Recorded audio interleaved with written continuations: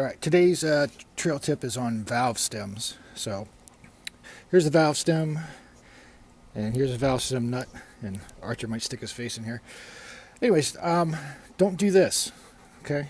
Don't tighten this nut down all the way against the rim like that if you're riding dirt. Okay, if your tire shifts on the rim at all, especially if you don't have a rim lock, it can tear the valve stem off if the tire shifts, and then this is locked to the rim. Inside of there, the valve stem that's down inside the tube, or connected to the tube, could tear right off. So if you've got these nuts, what I like to do is put my cap on, okay, and then just back that off to the cap.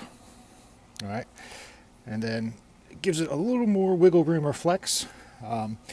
The negative to this is you might get a little more dirt or something down inside your rim. But the nut is not, it's not forming a seal really to keep stuff out of your rim. What I like to use instead, get all this crap off of here.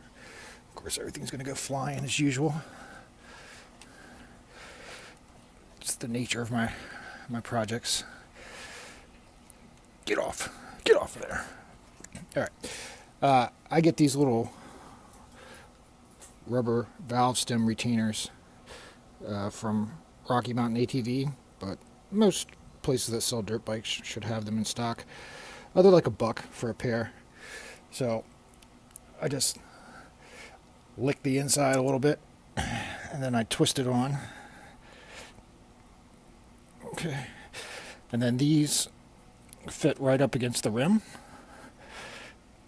and they kind of form a better seal for keeping crap out of there.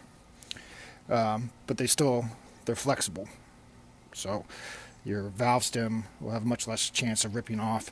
And in fact, if it's going to pull that hard, that little rubber thing would pop off or pop up as the valve stem retreats inside the rim from getting pulled.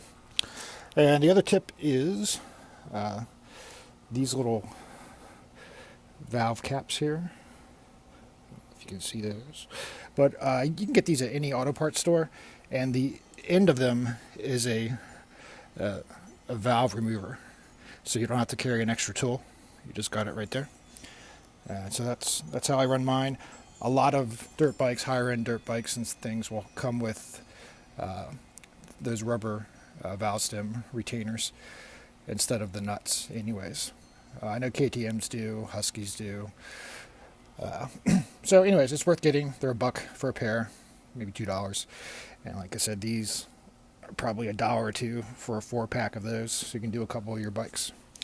But I will lift the camera and try to get a little extra shot here of what this looks like. But yeah, that's what it looks like all put together there. Okie dokie. Oh, and also when you are out on the trail, especially if you do not have rim locks, which I think mine is probably behind. Yep, there's a rim lock. Is when you take a break, check your valve stems and make sure they're not cocked to one side or the other, which might indicate your tire has slipped on the rim and kind of pulled the tube one way or the other.